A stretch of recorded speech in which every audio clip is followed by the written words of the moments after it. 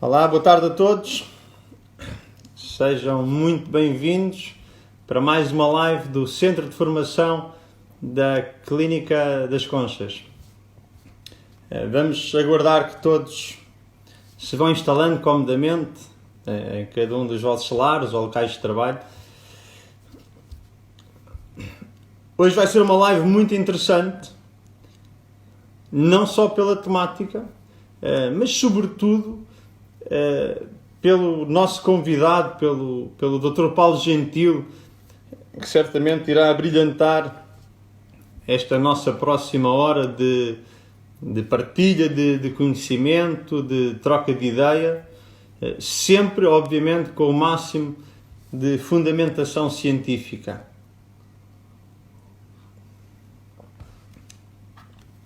A temática principal de hoje será quebrar mitos nos treinos online e offline. Terei como convidado o Dr. Paulo Gentil, que creio já chegou. Eu vou tentar aqui adicionar o Paulo.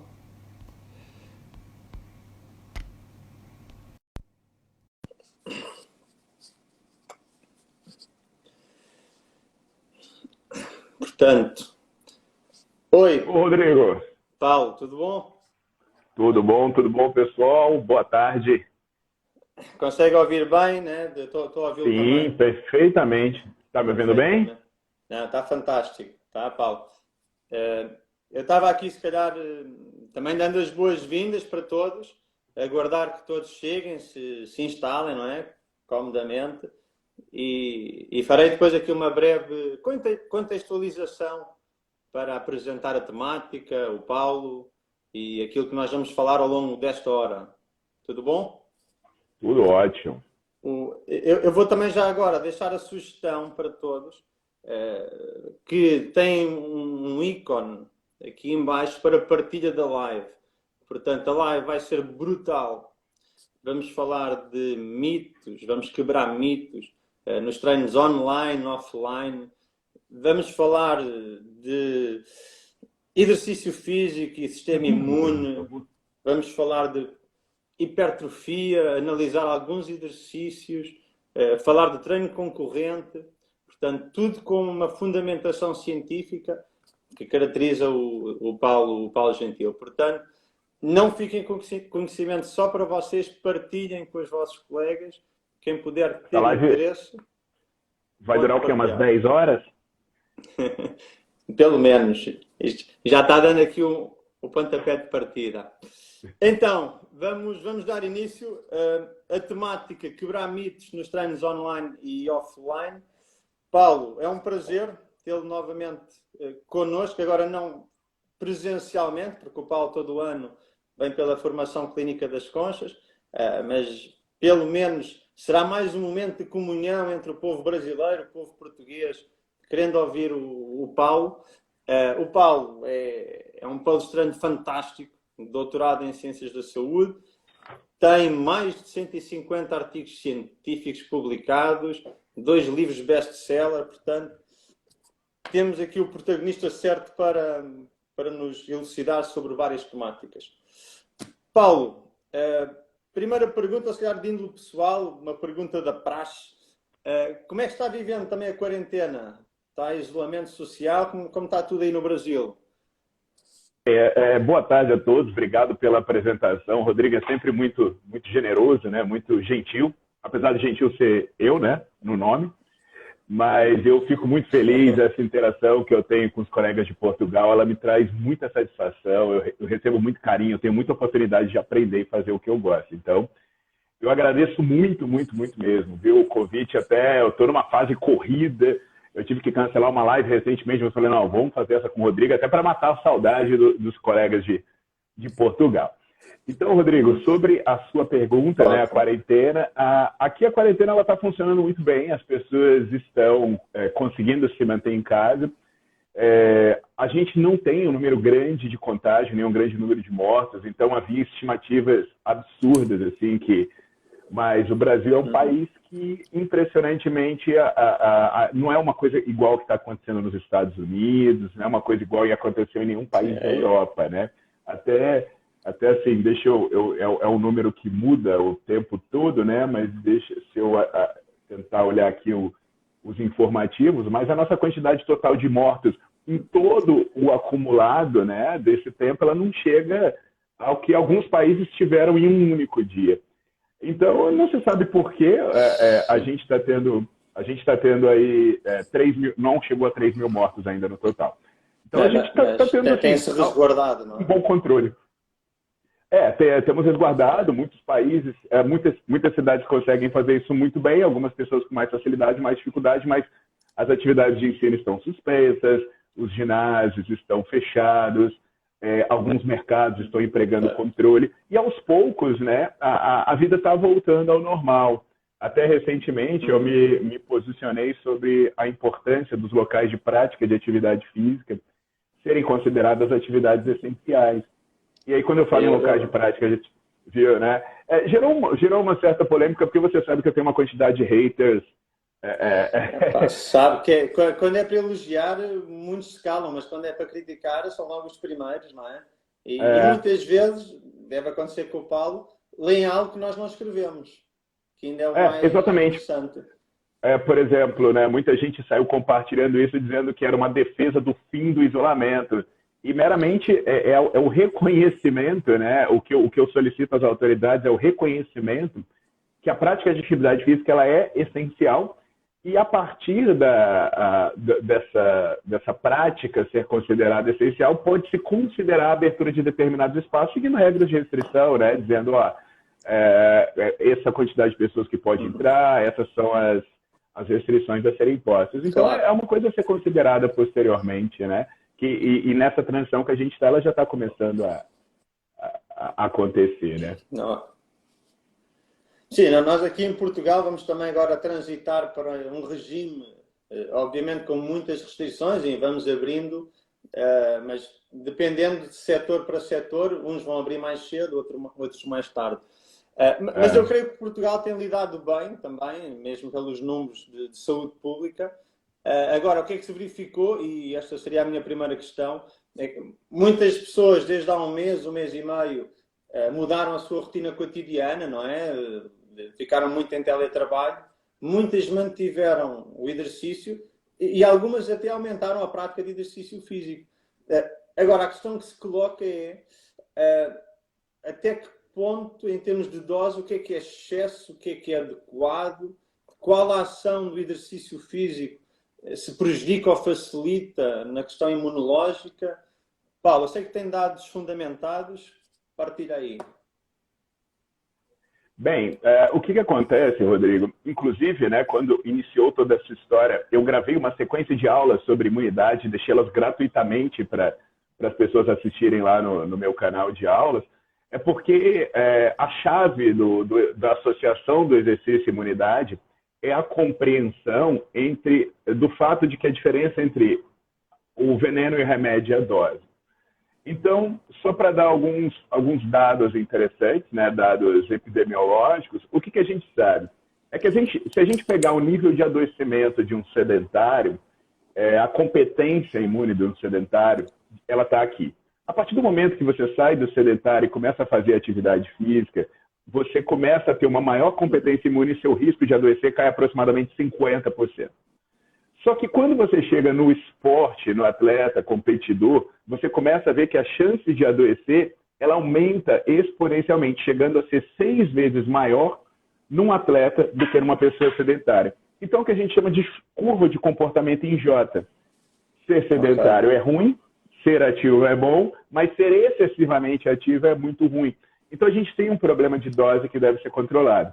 E o que preocupa muito, e é um dos motivos pelo qual eu me manifesto que as pessoas voltem a fazer atividade física de maneira orientada, é que existem alguns cuidados fisiológicos que devem ser observados porque eles causam imunossupressão. Eu devo só dar um exemplo com relação a isso. Tem um estudo da década de 90 em que eles infectaram ratos, né, inalaram em ratos uma variável do vírus da herpes que é potencialmente mortal. Após combinada com essa inalação, Os ratos poderiam permanecer sedentários por 3 semanas, eles poderiam fazer 30 minutos de atividade física moderada ou eles poderiam fazer 2 horas de atividade física, chegando a ser extenuante.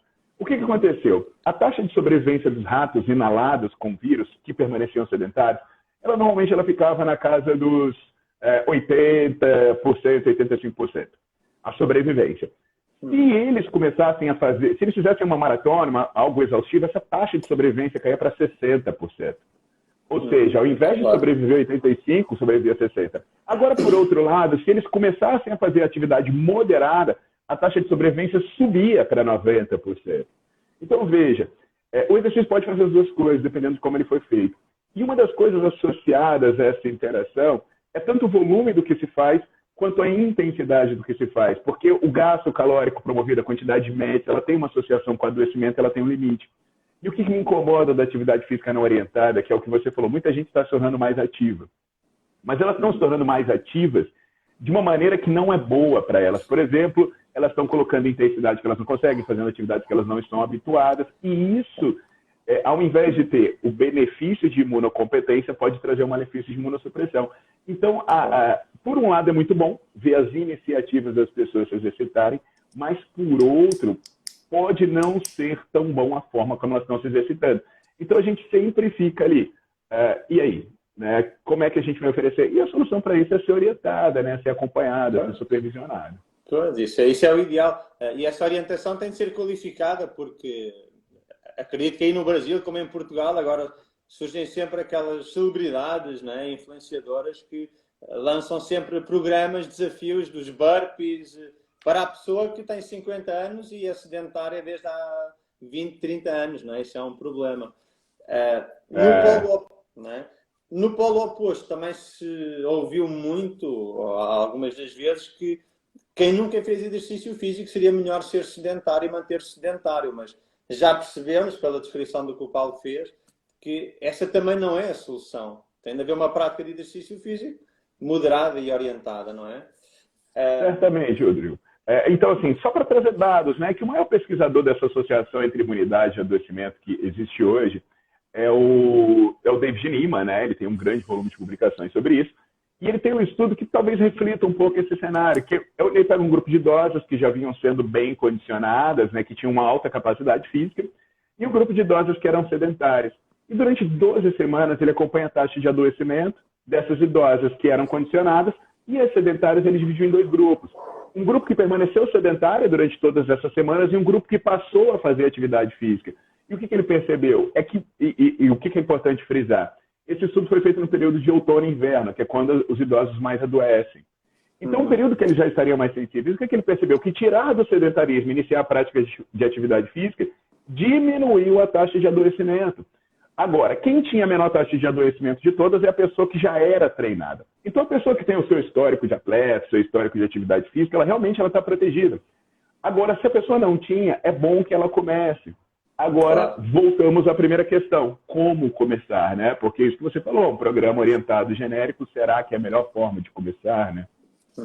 Ok. Só aqui dando resposta, porque tenho visto algumas das questões. A temática principal desta live será quebrar mitos nos treinos online e offline. E nós estávamos começando por falar acerca da pertinência da prática de exercício físico neste período de quarentena e questões associadas à dose. Portanto, quem era sedentário pode iniciar. Sabemos ainda que muitas pessoas já praticavam e têm também como objetivo o treino de hipertrofia, ganho de força. E sabemos certamente que também é possível, não é, esses ganhos de força e massa muscular nesta época de quarentena. Não é? Agora, falando já de um primeiro mito, Paulo, que é, muitas pessoas dizem-nos que se no dia seguinte, 2 dias após o treino, não tiverem dor muscular, significa que o treino não funcionou bem. E eu sei que o Paulo tem uma resposta muito assertiva para desmistificar já este primeiro tema, Paulo. Bem, Rodrigo, isso é aquela história do no pain, no gain, né? Se não tem dor, sem dor, sem resultado. Isso deriva, né, de uma associação que a gente costumava fazer entre a microlesão e a dor. Então, a gente associava, entre a microlesão e a hipertrofia. Então, a gente achava que, por uma fibra crescer, eu deveria impor um estresse mecânico, que ia gerar e esse estresse mecânico ia desencadear uma hipertrofia. Ok, essa premissa passou a ser questionada e passou a se ver que o músculo pode hipertrofiar sem sofrer microlesões. O que, por si só, já é algo que já questiona essa associação. E aí, qual foi o outro problema? Foi a origem da dor. Porque a dor, ela tem mais associação com a sua resposta inflamatória e com uma sensibilidade de uma classe de receptores que está principalmente presente no tecido não contrátil. Então, o que pode acontecer? Você pode sofrer uma lesão e essa lesão ela pode ser mais ou menos percebida de acordo com a sua sensibilidade, propriamente dita, né? E com o lapso temporal que você está avaliando. Então, por exemplo, eu posso sofrer uma lesão e amanhã eu sinto um pouco de dor porque eu tive aquela reação inflamatória, aquela primeira onda de macrófagos. Mas essa dor vai sumir, ou vai ter uma magnitude menor, e nem por isso quer dizer que essa lesão ela foi curada, ou foi regenerada, ou foi supercompensada. Então, essa associação entre os fenômenos fisiológicos da dor e da hipertrofia, ela não existe. Aí vem mais ainda o problema de que é onde você sente a dor. Porque a fibra em si, ela não tem receptores de dor. Quem tem receptores de dor são as fáscias. E aí um grupo de pesquisadores da Austrália, né, que era liderado pelo Anthony Blasevich, o que ele fez foi avaliar se a sensação de dor era derivada, então, de uma lesão propriamente na fibra ou se uma lesão na fábrica. Ele fez isso com microsensores e ele verificou que, na verdade, você poderia causar dano numa fibra e não necessariamente a pessoa ia ter a sensação de dor, porque não tinha receptores ali que mandassem mensagem para o seu cérebro.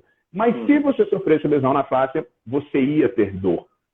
E aí veio o problema, né? O problema veio porque você não sentir dor não quer dizer que você não teve a lesão. Porque pode ser que a sua fáscia, né, ela simplesmente se adaptou àquele estresse mecânico, mas sua fibra continua sofrendo. E uma das coisas que se verificou nos estudos, por exemplo, é que às vezes no dia seguinte de um treino, a pessoa ia repetir o treino e a performance dela caía. Mas ela não sentia dor, ela não sentia nada. E quando você fazia uma biópsia naquele músculo, você via um monte de fibra danificada, mas você apertava a pessoa dizia, não está doendo.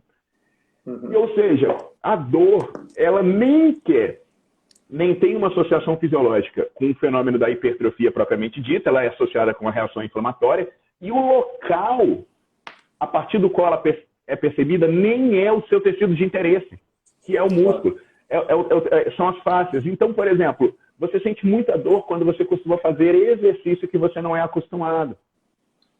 Se você faz um exercício totalmente novo, você sente dor no dia seguinte, porque aí a sua face provavelmente foi tracionada de uma forma diferente ao que ela era habituada, e aí você promoveu lesões, e aí você estimulou os receptores específicos. Então, assim, isso sem contar nas diferenças individuais e nas diferenças entre músculos de sensibilidade, porque tem pessoas que sentem mais dor, tem pessoas que sentem menos dor, tem músculos que dói mais, tem músculos que dói menos, e por aí vai. Percebemos então que o limiar de sensibilidade à dor é obviamente variável interindivíduo, não é? Temos a questão da faixa e da fibra. Essa questão da faixa é muito interessante e, Paulo, já percebi que eu estou aqui para dificultar a sua vida, porque a faixa é um tema que cá em Portugal tem uma dicotomia muito grande, não é? Nós falamos da faixa, do tal tecido conectivo interno, aquelas ligaduras funcionais que envolvem todo o organismo, e de imediato se diz que a faixa é um tecido hiper ultra resistente, inquebrável, e cá em Portugal há muito uma dicotomia de profissionais que acham que tudo é ativação neuromuscular e outros que, quando se fala em libertação miofacial, começam a analisar mais a semântica e a terminologia e não tanto os resultados. Agora, o repto que eu lançava ao Paulo nesta quarentena, para quem tiver um rolo terapêutico, né, um self-myofascial release, pode ou não utilizar, e qual a fundamentação científica para esta libertação miofacial, Paulo? Olha, é uma questão que, assim, na questão que eu tenha condições de me aprofundar com tanta propriedade, né, porque não é um ramo que eu pesquiso. Mas a discussão parte até mesmo dessa questão que você falou, dessa questão semântica, né? Você consegue promover uma liberação miofascial de fato e transita para os efeitos reais de que isso pode promover. Então, eu não vou me posicionar, assim como eu me posiciono sobre os temas que eu estudo, mas eu vou tentar trazer a reflexão com relação a essa discussão. Que eu me lembro que uma vez eu estava com um problema de coluna, uma dor, e aí uma pessoa foi fazer uma manipulação nesse sentido. E aí tinha um pesquisador muito importante em nível mundial, e ele olhou e falou assim, Paulo, isso aí que estão fazendo para você é perda de tempo. Aí eu falei, perda de tempo? Por quê? Ele falou, porque a gente analisou isso. O tempo de duração do efeito disso que estão fazendo, isso dura alguns minutos. Então, assim, se você fizer uma liberação, não é que você vai curar o problema da pessoa, você vai gerar um alívio de um determinado sintoma ou gerar uma melhora de um determinado padrão motor por algum tempo, mas depois de um tempo, quando essa pessoa chegar em casa, isso aí vai ser perdido, segundo essa pesquisa que ele me informou. E daí a gente vem para o campo das implicações práticas. Por exemplo, para que isso serviria, considerando que esse pressuposto aí é um pressuposto real, né? Essas pesquisas que ele me relatou. Serviria simplesmente, vamos supor, uma pessoa tem uma dificuldade na realização de um movimento, por alguma limitação, tem algum sintoma agudo ali que está muito severo, então ela pode ser usada nesse sentido. O que se traz uma grande crítica, né, com relação à liberação miofacial é a descaracterização da proposta. E o que está acontecendo hoje é que a pessoa não está usando aquilo para um alívio de sintoma, para uma correção, está usando aquilo como uma obrigatoriedade para todo e qualquer ser humano. Então, o que a gente está vendo hoje? É uma pessoa no salão de musculação, né, antes de fazer um treino de força, ela passa 1 hora fazendo rolinhos, movimentações, manipulações, e a maior parte é mal feita, né, porque a gente tem parâmetros de trabalho adequados para aquilo, né? Claro. E não tem nenhum fundamento, porque a pessoa não tem nenhum distúrbio que vá ser corrigido com aquela liberação específica, entende? Sei lá, a pessoa vai fazer um puxador e fica meia hora com o glúteo em cima de um rolinho. Então, assim, considerando que o lastro de tempo que aquilo vai gerar e o benefício potencial, não tem por que ela investir o tempo dela naquilo. Aquele tempo poderia ser investido em outras atividades mais direcionadas para o objetivo dela. Então, a presente discussão, ela está muito assim, sabe, na aplicabilidade e nos reais benefícios que pode se esperar. Ok. Não, acho ótimo, e tentando aqui complementar a reflexão, eu concordo. Eu acho que há uma utilização indiscriminada, muitas vezes, e sem conhecimento qualquer, do rolo. Né? Nós vemos a pessoa chega no ginásio e aquilo é quase como se fosse um roll-on que a pessoa passa da cabeça até o pé. E aí vai mal, obviamente. No entanto, eu sei que às vezes a fundamentação científica, fisiológica é difícil, mas eu posso dizer que do ponto de vista prático, eu acompanhei alguns atletas de rendimento em provas de salto, e muitos deles não prescindem de utilizar o rolo terapêutico. Agora, quando o fazem de forma muito específica, numa cadeia adutora, num flexor de coxa. Agora, o que eu acho, e também digo muito isto em Portugal, em palestra, é que vivemos sempre no extremo. Na religião, na política e no fitness é igual. E, portanto, a minha ideia é, por que não adotar o melhor dos dois mundos, da ativação neuromuscular, da libertação miofacial, dependendo, não é, do contexto. Mas me posiciono igual ao Paulo. Fazendo aqui a ponte da hipertrofia, de sentir ou não sentir dor, um dos exercícios que é gold standard, não é? O agachamento. E daria para mais uma live de 1 hora, portanto vamos ser precisos, concisos. Que é, antigamente, e daria para falar muito, né, se o joelho pode ou não ultrapassar a ponta do pé, eventualmente sim, não é? Dependendo da pessoa. Mas antigamente ensinava-se muito na faculdade que poderíamos descer apenas até os 90 graus. Agora já começa a haver uma linha que diz que podemos ter mais amplitude. Mas, mais uma vez, nesta questão dos extremos, vemos posições muito afastadas, não é? Paulo, qual é a amplitude para si do butt wing que nós devemos preconizar? Então, Rodrigo, essa história do agachamento, né, ela passou pelo método de análise que se fazia. Antes de 1900, na verdade, tudo começou com a condenação do agachamento profundo de uma má interpretação de um estudo, de um autor chamado Karl Klein, que desenvolveu um aparato que tinha um goniômetro no meio e uma estrutura de metal que juntava na perna, uma estrutura de metal que juntava na coxa, e a partir desse aparato que prendia na perna e na coxa, ele fazia movimentações e verificava por meio desse goniômetro uma potencial frouxidão de joelho. E aí ele verificou, né, que paraquedistas tinham joelhos frouxos e foi verificando degenerações em cadáveres dessas pessoas. E os paraquedistas, eles fazem muito um exercício que aqui no Brasil a gente chama canguru, que é um salto partindo da flexão extrema de joelho. E uma das coisas que se defendeu era que esse canguru aí seria o grande causador, e como o canguru envolve uma grande flexão de joelho, a grande flexão de joelho seria um problema. Então, foi um erro histórico muito severo, porque é uma associação que não podia ser feita e o instrumento era muito subjetivo. Claro. Mas aí, começou, a partir disso, se elaborar a hipótese de por que o agachamento seria ruim. E começou a se fazer uma análise da compressão patelar, mas o problema de todas essas análises, até 98, talvez mais precisamente, é que elas não consideravam a coativação dos músculos posteriores. Por exemplo, o glúteo estabilizando, o posterior de coxa, a própria panturrilha. E aí, quando se começou a empregar essa correção, que aí veio uma análise de um cara chamado Lee, que ele verificou que se você fizesse uma contração de quadríceps de 200 newtons e simultaneamente fizesse uma de posterior de coxa de 80 newtons, você anulava a instabilidade que você tinha no joelho.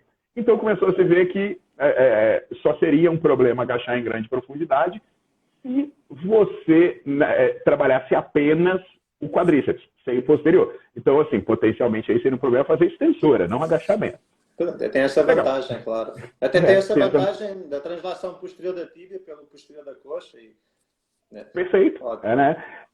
E aí, Rodrigo, começou a se ver que não havia nenhum problema para o joelho agachar. Não havia nenhum problema para o joelho agachar.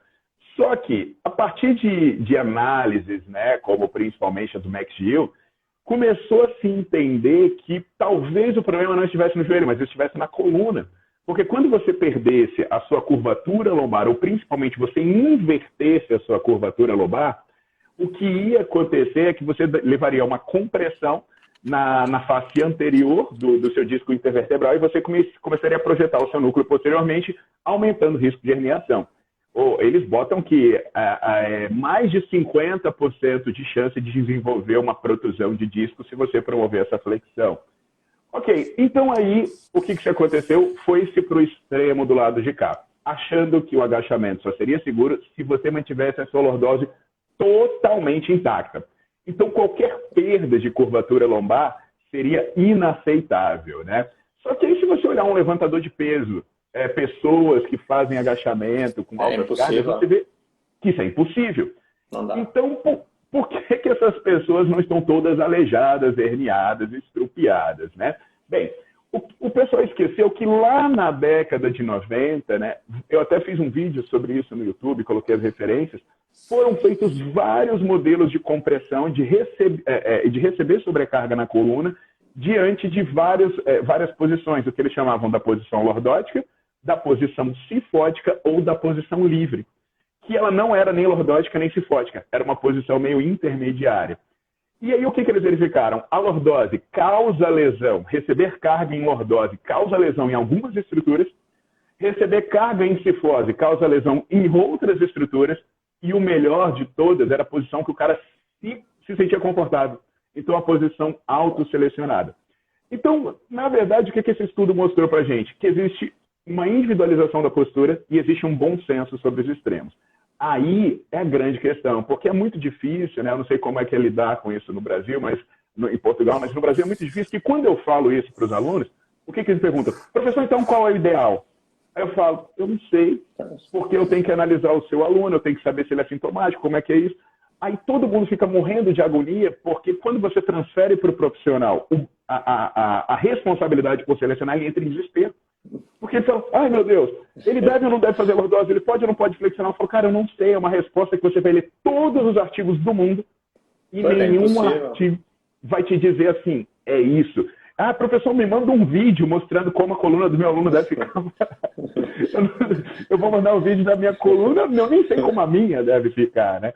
Então, Rodrigo, eu considero isso uma coisa bastante complexa de ser analisada, histórico, sintomologia, cara, é muita coisa, muita coisa. Mas o que eu posso dizer para você, nenhum dos extremos está certo. A pessoa que diz que é uma postura totalmente cifótica, que é permitido perder a lordose, ela aumenta o risco de herniação. A pessoa que diz que tem que manter a lordose totalmente intacta, ela aumenta o risco de lesão em outras estruturas.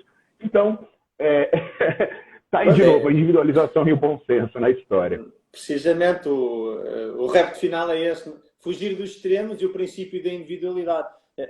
Eu acho que muitas vezes o foco da pessoa até deveria ser, da pessoa, do personal, perceber se pode ou não ajudar aquele seu indivíduo, conseguindo fazer o agachamento, não perdendo a posição neutra da coluna lombar de modo tão precoce. E aí, às vezes, trabalhar a mobilidade do tornozelo, a extensibilidade de cadeia posterior. Agora, concordo, nada de paranoia e de parar um movimento logo de início ou ir até lá abaixo, não é? E fica todo feito bola, não é?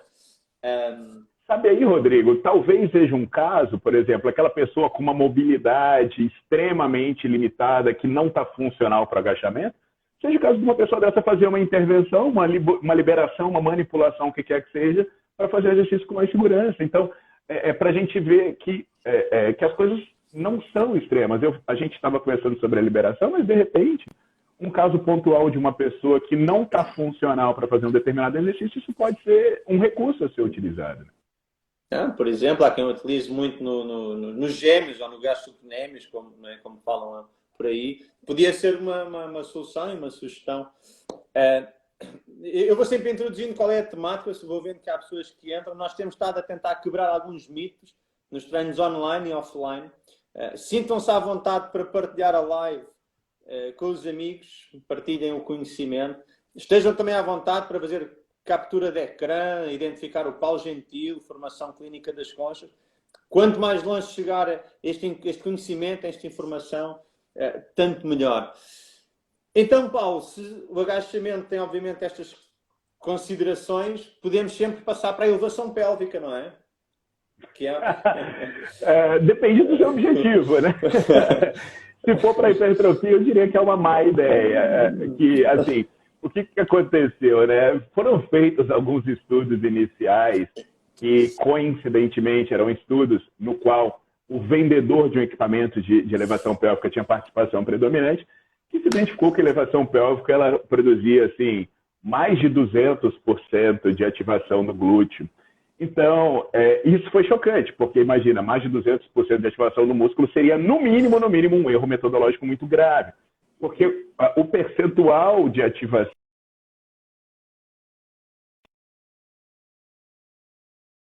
você pega um movimento, que seria o movimento que promove o máximo de ativação do músculo, e aí você compara os exercícios que você está testando com ele. Então, em teoria, nada poderia ser mais do que 100%, né?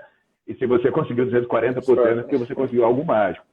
E não foi apenas isso que esse estudo conseguiu de mágica, né? Esse estudo conseguiu de mágica que a elevação pélvica ativasse o quadríceps de maneira igual ou superior ao agachamento. Isso e o posterior de coxa em mais de 100%, então se tornar, a partir daí, um exercício que é o melhor exercício do mundo para tudo que você imaginar, né? Mas qual é o problema disso? É um erro metodológico pensar na eletromiografia para esse exercício, porque ele é feito numa posição encurtada, existe uma intenção de fazer uma contração isométrica no final do movimento, que inclusive simula o procedimento de normalização, só que com carga. Então imagina, para eu fazer a normalização, eu faço uma contração isométrica aqui, sem carga nenhuma. Mas no exercício, eu faço uma isometria com carga. É óbvio que o exercício vai ser maior que a normalização. Estou repetindo a mesma coisa, só que com sobrecarga. Então, assim, metodologicamente estava furado. E a gente sempre explicava, e as pessoas não queriam acreditar, né? Até porque existe um mercado por trás do que eu estou falando. Então, a gente conduziu um estudo que a gente comparou a hipertrofia do agachamento com a hipertrofia da elevação pélvica, e o agachamento deu mais do que o dobro de hipertrofia. A única coisa que a elevação pélvica foi realmente útil era para aumentar a força na própria elevação pélvica. E aí vem a questão, né? Para que alguém precisa ganhar um RM na elevação pélvica? Agora, isso não deriva que o exercício seja completamente inútil. Por exemplo, no hospital, eu já tive que usar a elevação pélvica para pessoas que não conseguiam agachar, pessoas com artrite reumatoide que não eram funcionais, e a elevação pélvica era um recurso que eu usei. Eu já tive que usar a elevação pélvica para mim, para fazer compressão posterior e aliviar uma protusão. Então, o Irineu Loturco, que é um dos grandes pensadores do esporte de alto nível do mundo, ele usa a elevação pélvica para trabalhar esse vetor de força, né? Que quando a pessoa está em pé, seria o vetor de força horizontal. Então, é um exercício interessante e útil para diversos casos terapêuticos ou até mesmo esportivos. Mas para quem é funcional e pode agachar, é um exercício desnecessário e potencialmente perigoso, porque uma pessoa funcional e treinada, quando for fazer o exercício, vai botar muita carga em uma região que não foi feita para receber carga e em um sentido no qual a sua coluna não foi feita para receber carga. Claro, claro. Sim, às vezes vemos cargas totalmente desproporcionadas, mas concordo que poderá haver ali alguma especificidade, imagino, num desporto de combate, em que possa ter algum interesse, um exercício similar, mas o importante, não é? Eu pratiquei judo e eventualmente aí veria alguma aplicabilidade, mas é importante diferenciar o que é hipertrofia e o que é eletromiografia e análise eletromiográfica. Passando para um outro exercício, porque coincidentemente eu vi ontem estava também correndo as redes, e era um cara, uma pessoa deitada de barriga para cima, e era um peso, vamos imaginar que era uma anilha de ginásio na mão, e estava fazendo uma flexão do ombro e uma extensão do cotovelo, ou seja, deitado de barriga para cima, pegando na anilha, e estava subindo o peso. E creio que na descrição falava, não é, no treino do miolo do peito e na porção external. Ele se calhar vai ter de fazer aquilo muitas vezes, não é, Paulo? Durante a quarentena e depois da quarentena, para ter aquele foco específico. É incrível, né? Assim, eu brinco que o pessoal está tratando o corpo humano mais ou menos como se trata um boi num açougue, né? Que é chegar e falar, olha, aqui eu tenho o bife, aqui eu tenho o alcatra, aqui eu tenho a picanha, então eu vou cortar o peito pelo miolo, Isso é impossível, né? Do ponto de vista neural, é impossível você promover um recrutamento dessa seção, porque se você pega aqui uma fibra, vai daqui até aqui, quando o neurônio despolarizar a membrana, essa fibra vai contrair como um todo. Então, o miolo não contrai diferente. Claro. O próprio conceito de unidade motora, não é? Sim, é um nervo, um neurônio com várias fibras. Então, quando você mandar o estímulo, você vai trabalhar milhares de fibras, né, em um músculo como o peitoral. Então, as pessoas que propõem esse tipo de coisa, elas carecem do básico, elas carecem de entender questões básicas, como, por exemplo, como o músculo contrai. Potencial de ação, motoneurônio, despolarização, coisas assim. Essa análise é importante e, inclusive, se nós analisarmos a orientação das fibras do peitoral, não existem fibras verticais, não é? Aqui só na porção external. Estão aqui. Como eu falei, elas estão assim. Então, quando ela contrair, ela vai contrair como um todo.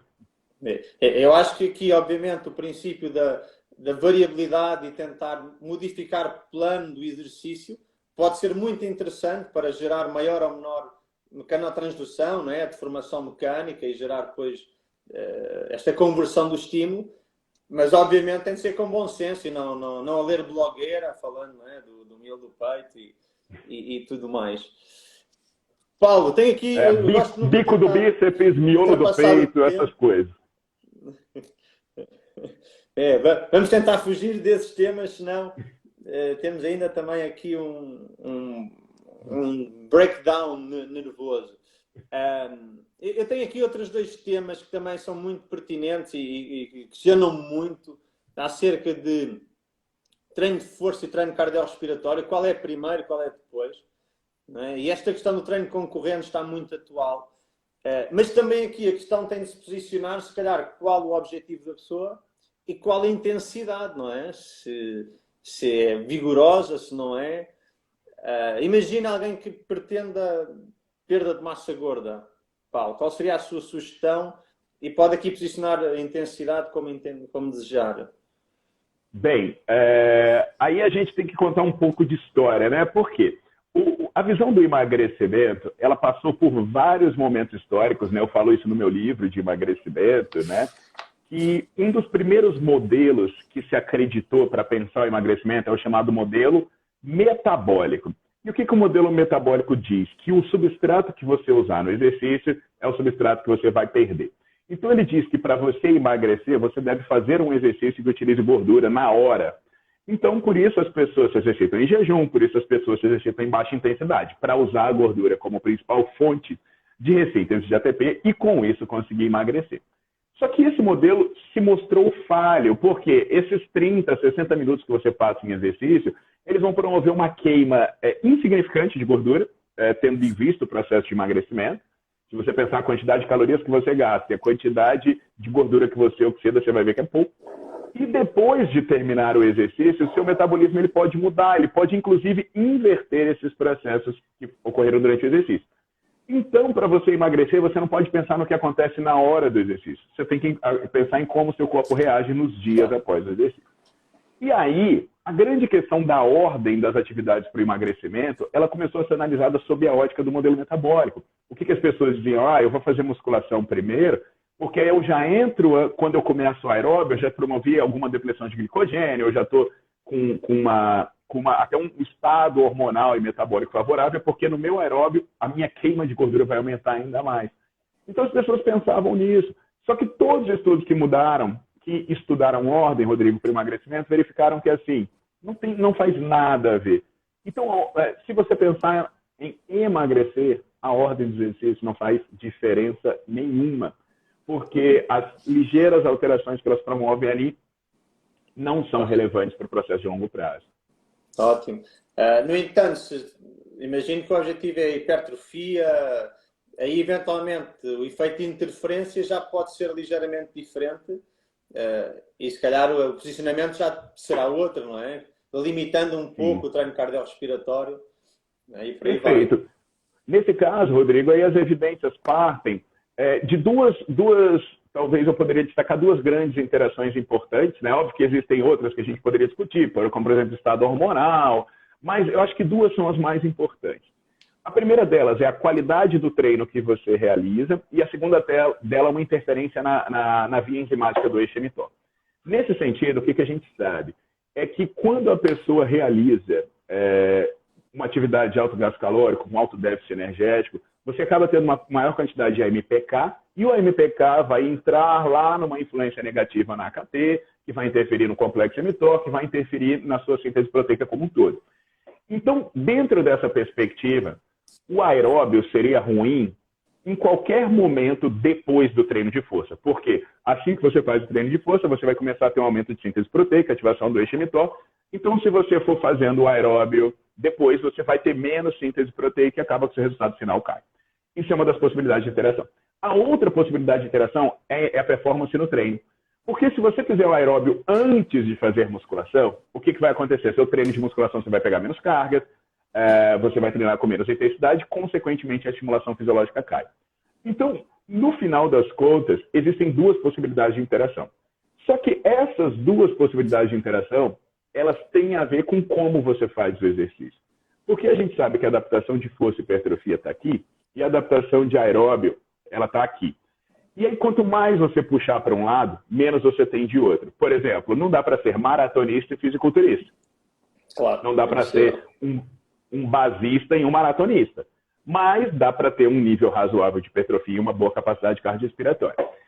E aí, a gente sempre ficou nessa discussão. Como eu vou fazer e o quanto isso vai ser relevante para o meu desfecho final. Aí na hipertrofia, o que eu digo para algumas pessoas? Olha, entenda.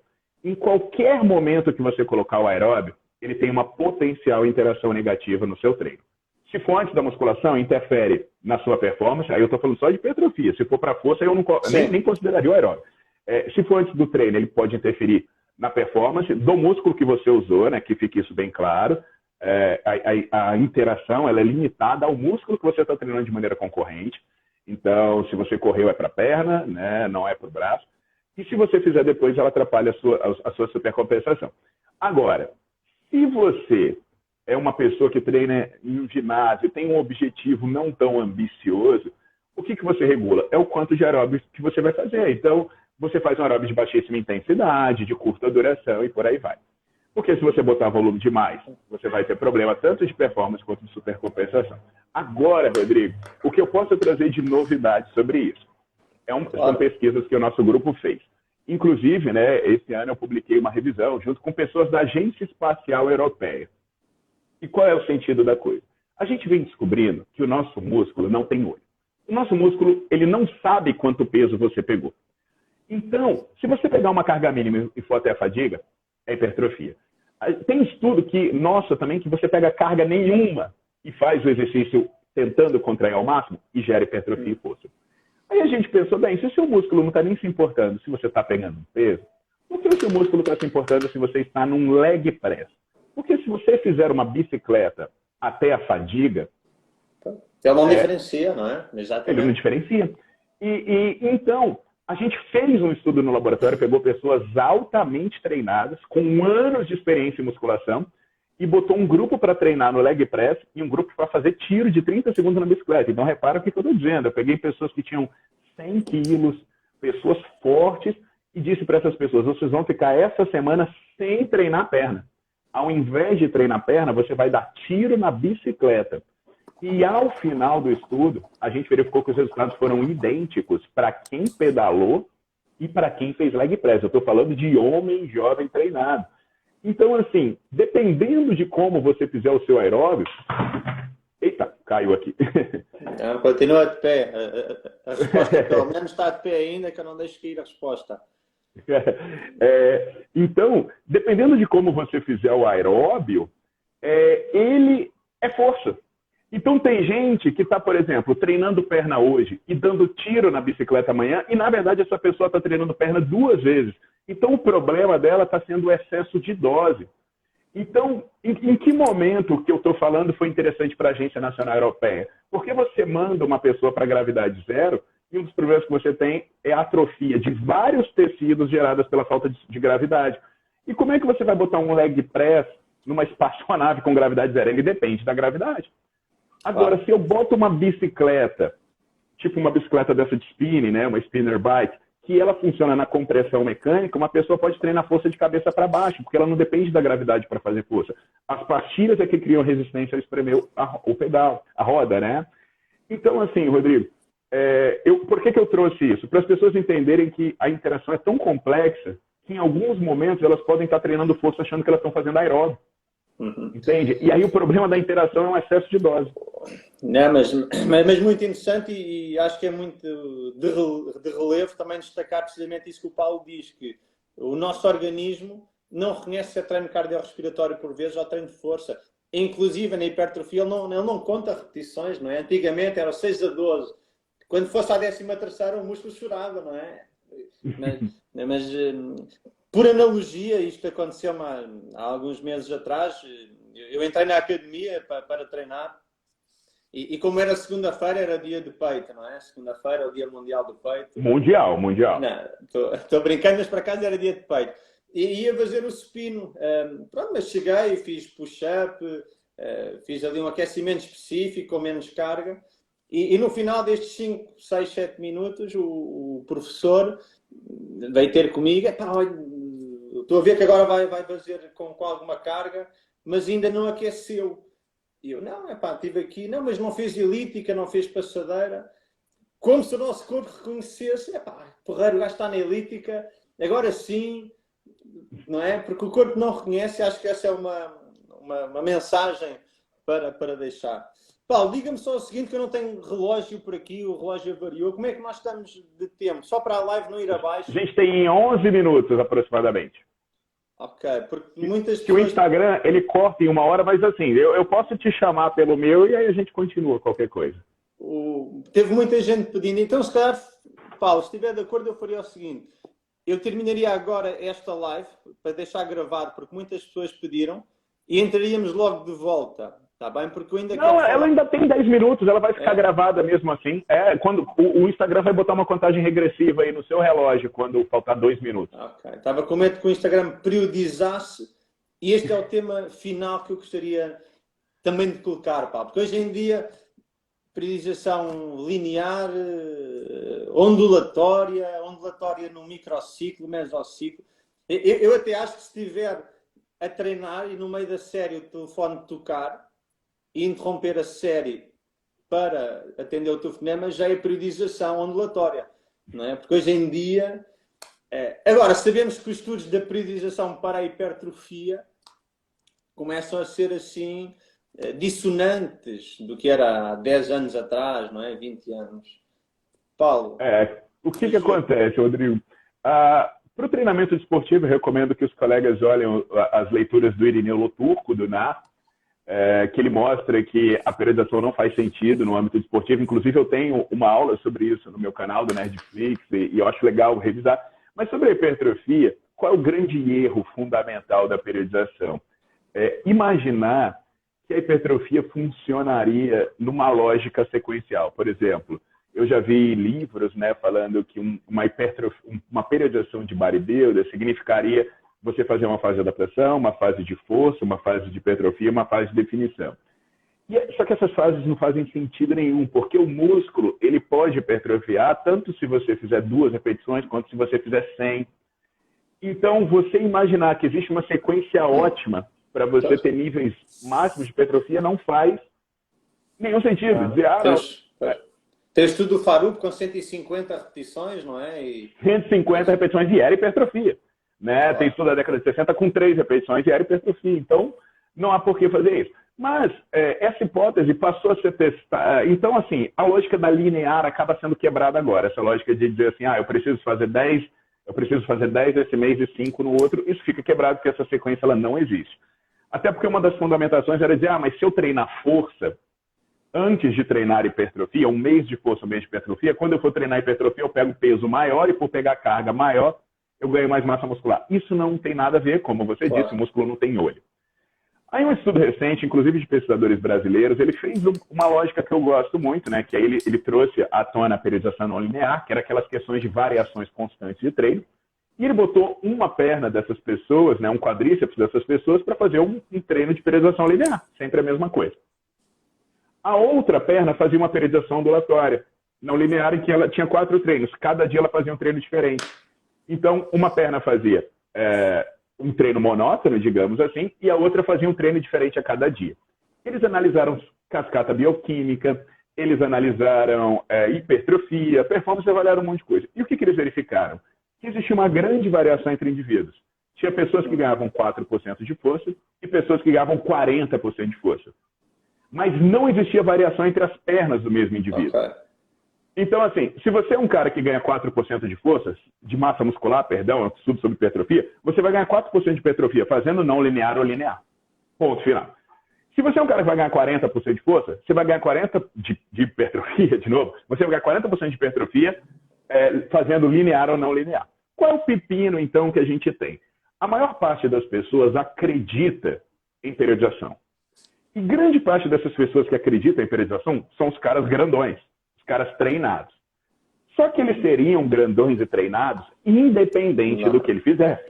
Inclusive pelos... Se calhar a periodização é o menos importante, né, dos vários fatores. De vários fatores.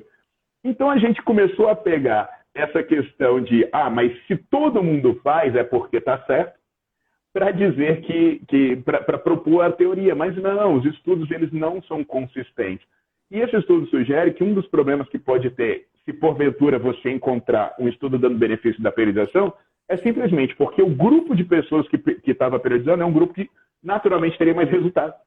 Então, se você fizesse um crossover, né, depois pegasse essas pessoas e para cá, e essas daqui você passasse para cá, aí você ia ver que essas pessoas iam continuar ganhando mais massa muscular, independente de periodizar ou não. Então, assim, hoje, né, a periodização em todos os campos, ela só tem sentido motivacional, que é você promover variações periódicas para o treino não ficar monótono, ou, como eu falo, né, no sentido de proteção sistêmica. Por exemplo, Se eu estou começando a ter problemas articulares, eu migro para um treino de hipertrofia com cargas mais baixas.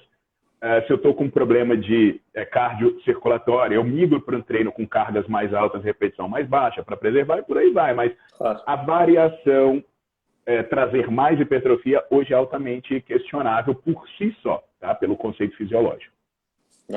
Fantástico, Paulo. Mais um tema muito atual, muito premente e que importa esclarecer do ponto de vista da fundamentação. Paulo, eu gostava de fazer aqui um resumo, se calhar, do que o Paulo falou para terminar Claro. esta live. Tínhamos aqui também 2, 3 questões que foram sendo lançadas e que eu, se calhar, até colocá-las antes do resumo. Tínhamos várias questões relacionadas com o pullover. E eu lembro muito de um estudo do Chita 2011 que fala na participação do grande peitoral, dorsal e do tríceps braquial. Imagino que seja também o seu posicionamento, não é? Porque há quem diga ou é dorsal ou é peitoral e se calhar até acaba por ser um pouco de todos, não é? Peitoral, dorsal. Eu sigo essa posição, sem dúvida, né? Só lembrando que o tríceps ele realmente vai sempre dar uma ação muito alta, porque ele está em isometria o tempo todo próximo ao seu encurtamento, então o sinal eletromiográfico dele vai ser muito alto. Agora, o que eu peço para sempre as pessoas lembrarem era, vamos pensar na movimentação, né? Porque se você faz um puxador alto, olha a movimentação do seu braço em relação ao seu corpo. Se você faz um pullover, olha a movimentação do seu braço em relação ao seu corpo. São movimentações muito similares. Em todos esses exercícios, há a participação de uma grande quantidade de músculos. Então, acaba perdendo até um pouco o sentido, Rodrigo, essas perguntas que nos fazem muito. Tipo, esse exercício é bom para isso? Como se ele fosse bom para uma coisa de cada vez, né? Claro. Também aqui uma outra questão, mas também vai sempre depender depois do indivíduo, o nível de condição física e clínica, que era se pessoas com hérnia de disco poderão ou não realizar o agachamento. Era uma questão que foi também lançada, não é? Sim, até porque elas vão precisar ir no toalete, né? Elas vão precisar fazer isso na sua vida, amarrar cadáver. Claro. E eu falo porque eu sou uma pessoa herniada. Então, a única coisa que deve se observar, a gente remonta toda aquela história da coluna, né? Da pessoa ser sintomática e não ser sintomática, é o sintoma que ela produz quando o sintoma ocorre as suas limitações funcionais. Eu sou uma pessoa que tem um histórico de ter treinado capoeira a minha vida inteira, minha coluna vem degenerada de movimentos mal feitos, e se eu não me cuidar, eu fico com uma mobilidade péssima. Nesse momento de mobilidade péssima, se eu agachar, eu fico sintomático. Então, eu não posso, em determinados momentos, fazer um agachamento profundo. Agora, se eu estiver trabalhando bem, minha flexibilidade, estiver com uma boa amplitude, eu consigo agachar dentro dos meus limites. Então, assim, não é uma questão de condenar a hérnia. Até porque, né, Rodrigo, o que as pessoas precisam entender? Que hérnia é uma imagem. Hérnia é uma foto. Claro. E se eu fizesse essa imagem no mundo inteiro, eu ia encontrar hérnia em muita gente que nem é sintomática. Exatamente. Né? O problema é o sintoma, é ser funcional, é ter dores, é ter parestesias, coisas assim. Então, assim, a protusão por si só não é ela que determina o sintoma. O sintoma depende de várias outras coisas. Então, é sempre importante as pessoas entenderem isso. Tem que analisar, ser humano não é um pedaço de papel. Uma imagem é uma imagem, entende?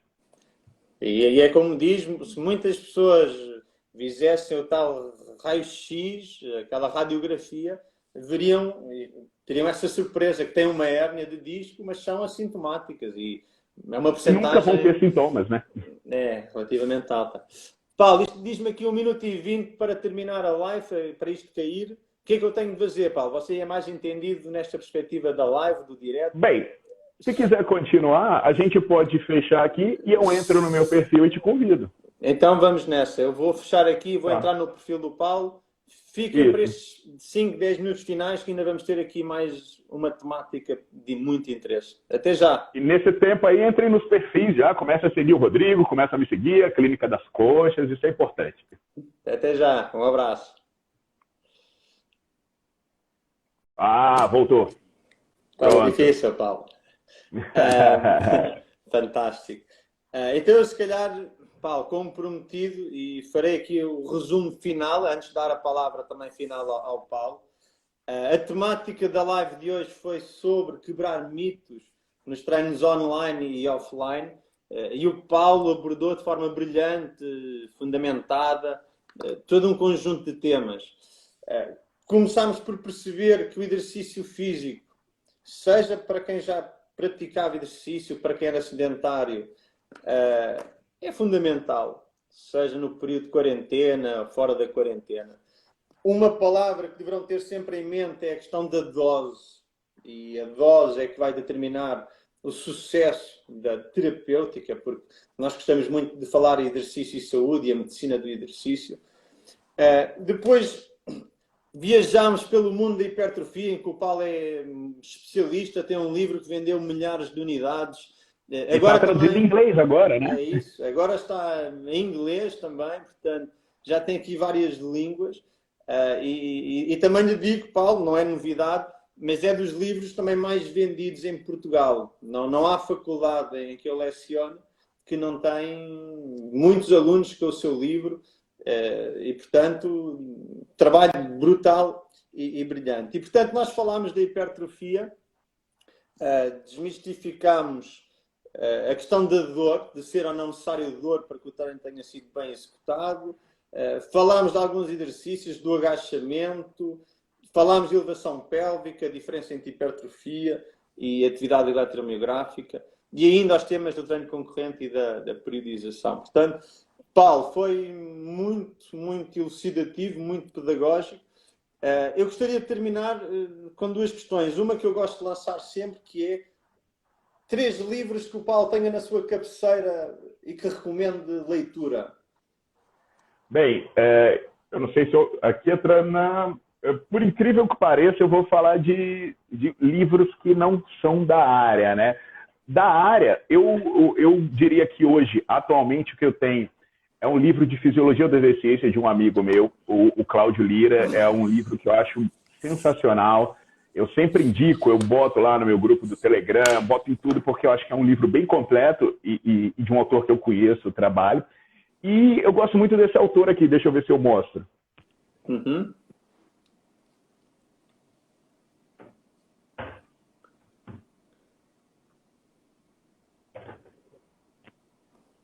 Eu acho, sabe, Rodrigo, que de vez em quando a gente tem que ler coisas um pouco fora da área para fazer a gente pensar um pouco fora da caixa, né?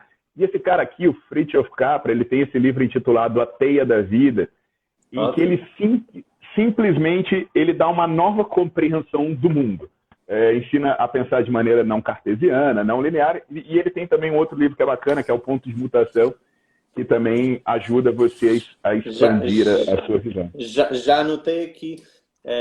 Eu sou da mesma visão. Eu antigamente, admito, só lia livro técnico. Estava de férias, levava livro técnico, estava em casa, levava e lia, e gosto de estudar, mas cada vez mais leio menos livros técnicos. E isto tem-me aberto horizontes e ajuda-me a refletir melhor na nossa área do exercício, da saúde, e, portanto, Paulo, totalmente de acordo. Paulo, não sei se quer deixar também umas palavras finais, antes de, obviamente, eu também despedir e contextualizar também, mais uma vez, esta live. Bem, desculpa. Força, Paulo. Bem, eu agradeço muito o convite, né? O carinho que eu sempre recebo em Portugal, e você é a pessoa, talvez o grande responsável por ter essa aproximação tão grande, esse contato presencial tão grande. Então é por isso que eu fiz questão de estar aqui presente, de conversar francamente com vocês. Obviamente a gente teve uma conversa, né, em que a gente responde da maneira como a gente consegue, tentando ser didático e breve. Mas vários desses temas são aprofundados, como o Rodrigo falou no meu livro de hipertrofia, também nas minhas aulas online. E aí fica o convite, e também eu deixo o convite para que e o meu desejo de vê-los em breve, e aguardo vocês pessoalmente quando eu voltar para Portugal, né? Não, eram precisamente essas as palavras. Nós hoje matámos um pouco de saudades, ainda que sabemos que o Paulo está sempre disponível online nas suas aulas, mas o convite para o Paulo regressar é anual e é vitalício. Está bem? Enquanto o Paulo tiver todo este vigor físico e esta disponibilidade, e agradeço de coração, porque eu sei que a sua vida tem sido uma correria, não é? Com tanto trabalho, tanta demanda, e portanto agradeço também o facto de ter estado presente. Agradeço a todos os presentes. Mais uma vez, deixem-me sugerir que façam print screen, partilhem, identifiquem o Paulo Gentil, Formação Clínica das Conchas, e obrigado por estarem desse lado e vamos continuar sempre a tentar partilhar conhecimento para todos. Paulo, um grande abraço e vamos estando em contacto. Saúde. Obrigado. Um abraço na família aí. Para todos. Tudo Um grande de bom. abraço. Obrigado. Tchau, pessoal. Adeus a todos.